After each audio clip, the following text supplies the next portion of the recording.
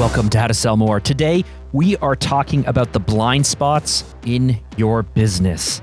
The ways that you may be confusing or intimidating or even repelling and pushing away prospects who could be your customers. I'm Mark Drager. Let's get into it. So if you've been to any marketing conference, if you've had any sales training, if you've connected with anyone in sales and marketing at all, you know that the number one thing people say is like, you got to understand your audience. You got to know your customers. You got to get closer and closer. Heck, I've had conversations on this podcast where no matter the topic we're talking about, people go back to like customers. You have to know who they are. You have to understand them. What people don't often talk about is how you could be repelling prospects and customers, how you can be confusing them, how you can be intimidating them. You may not even realize, because you're in your world, you're in your bubble, you're in your industry, you may not even realize how off-putting your selling process is and how misaligned it is with people's buying process. I have to share a quick story with you that I think will help illustrate this perfectly. So a few weekends ago, my wife Jacqueline and I went out to Montreal. And on the first night downtown, we're walking down this really cool street. There's a lot of independent retail shops and clubs and restaurants, and there's like a lot of choices. And so it's a little bit like choice overload for us. We jump on Google, we look at the maps, we're like, let's just walk the street. And so as we're going down the street, we notice a few things. One, the Indian restaurant is just packed and it's popping, and it's like, okay, what's the rule for restaurants, right? If it's full, it must be good.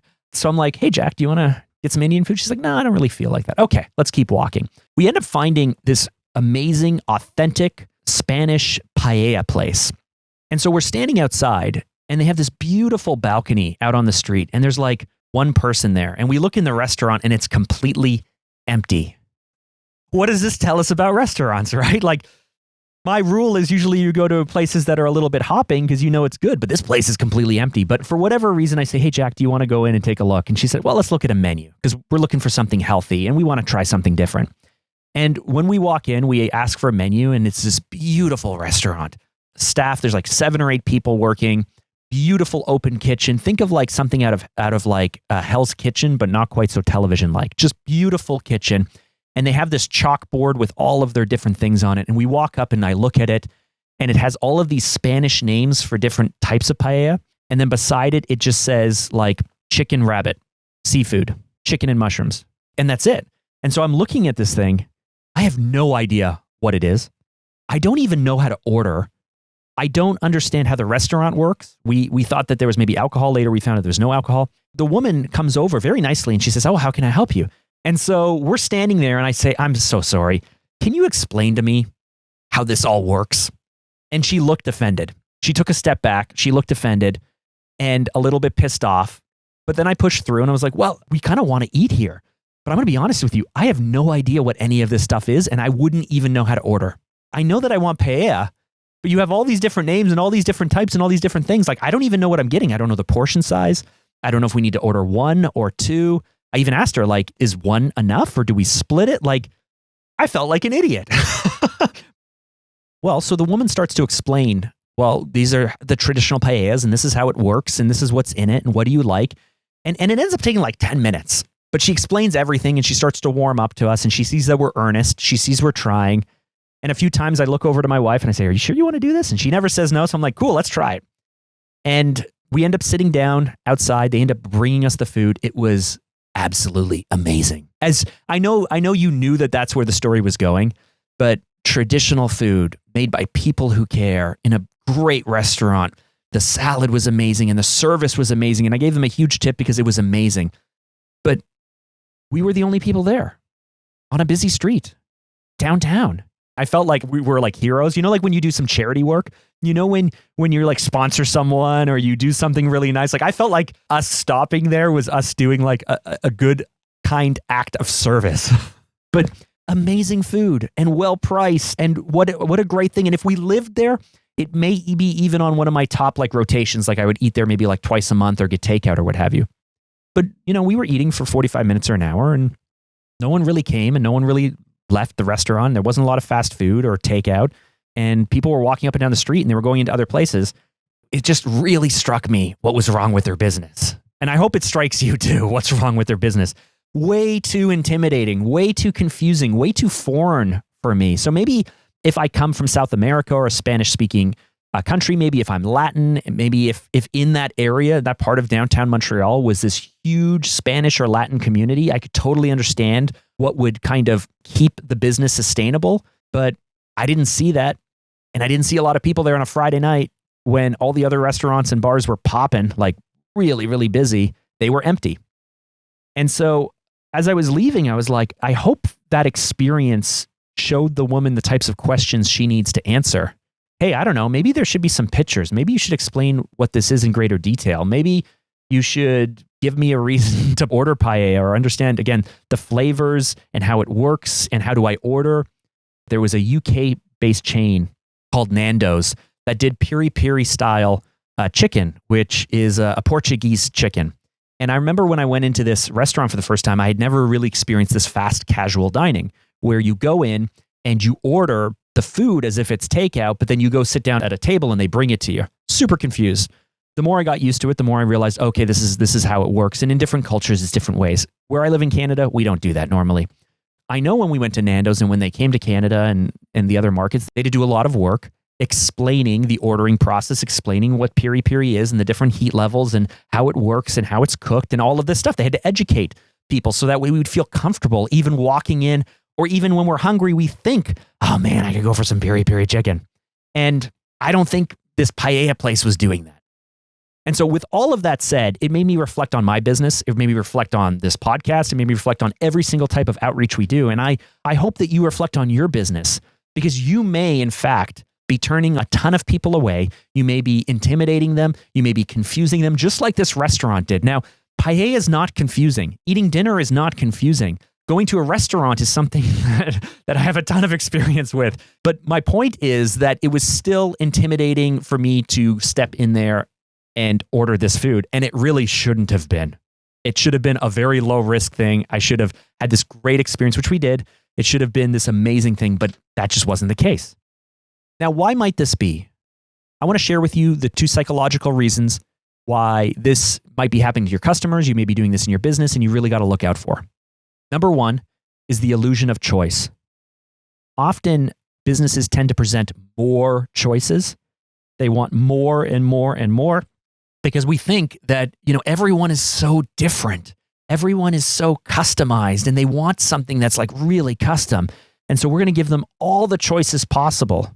But here is some really interesting things. You can reference the T study, the study that's been done. I know that another study was done with, I think it was with Levi's, but it was with a jean manufacturer where they gave all of these different options. And what happens with choice is that we run into choice overload.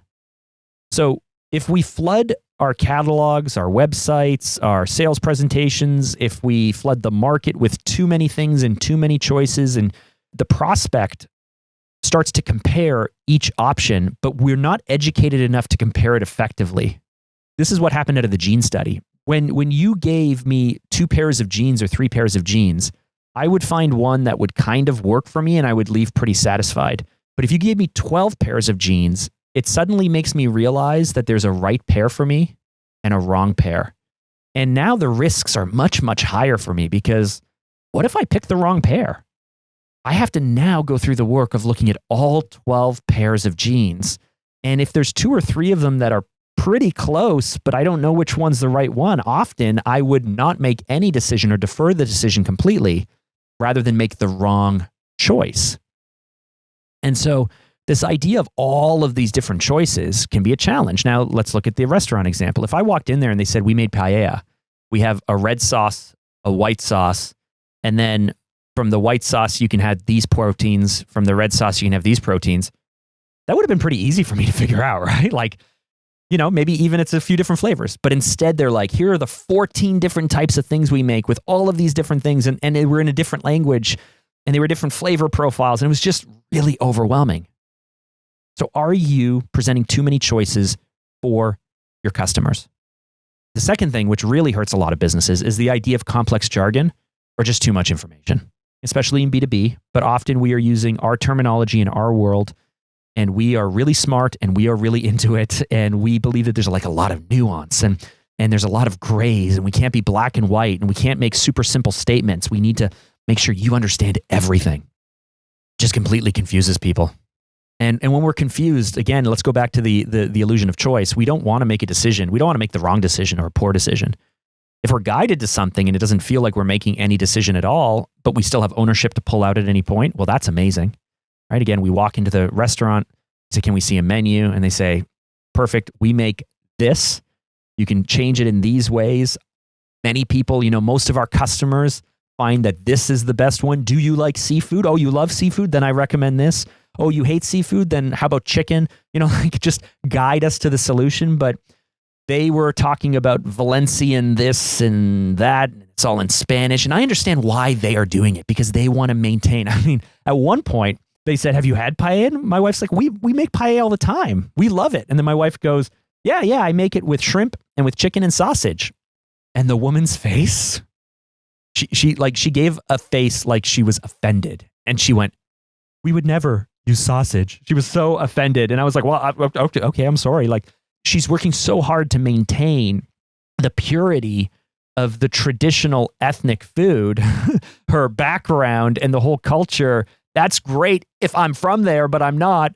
And so the same thing can be true with your prospects. It's great if they are from your industry and they are you and they know what you know. But if they don't, you're speaking a different language. You are completely trying to import a culture and a way of thinking and everything. And it's killing you. It's destroying you.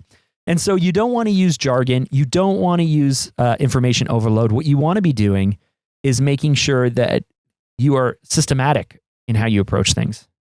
That there are explanations. There's logic. That it feels familiar. It feels like something they've done before, but just one step removed to make it unique or different. And often we want to step out. We want to be different in all ways. And we're just being a little too different. We're being so different that people can't place or understand what we're talking about. So to wrap up, here's the 3-point roundup. Number 1, you got to be willing to admit that you might be intimidating people. So look at your selling processes, look at your messaging, look at your copy, look at your target audience's buying journeys, and respect the fact that you may be doing really well with the people who are willing to push through the process. Maybe you get lucky, maybe you have relationships, maybe it's warm, maybe they're educated, but just consider all the people you might be turning away because you're just confusing them and intimidating them. So number 1, it's actually just being willing to dig a little bit deeper and determine whether you are turning people away or not. Number 2, you want to eliminate as much choice as possible from the process. You want to allow the buyer to be in control, but it doesn't mean that they have to do this alone. And so no matter what you're selling, you can help guide them to the right solution that's for them, especially since you've already done all this work. And number 3, you want to completely eliminate all jargon from your message.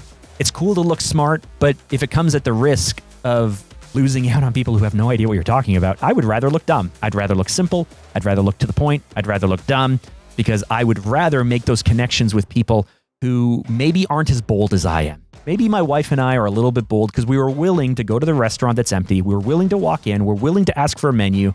When we see the menu and we're overwhelmed and we could have just walked out, I was willing to say, like, can you help me? I have no idea what's going on. And then, like, think about this. This was like a 10, 12-minute interaction to order some food. There were so many opportunities for me and my wife to just bounce out. And it wasn't guilt. It wasn't embarrassment that kept us there. I really wanted to eat this food. They made it way too hard for me to eat this food. So number 3, eliminate all of that in your business and make it easier for people to work with you. So to wrap up, I just want to say if you've made it this far into the show, you should probably subscribe. And while you're at it, if you could head over to Instagram and give us a follow at Sales Loop Brand, that would be amazing. Now, why would you want to do this? Well, each week I share practical strategies and tips, just like what we covered in this episode, to supercharge your business growth and to boost sales. I'm Mark Drager, challenging you to get out there and to sell more.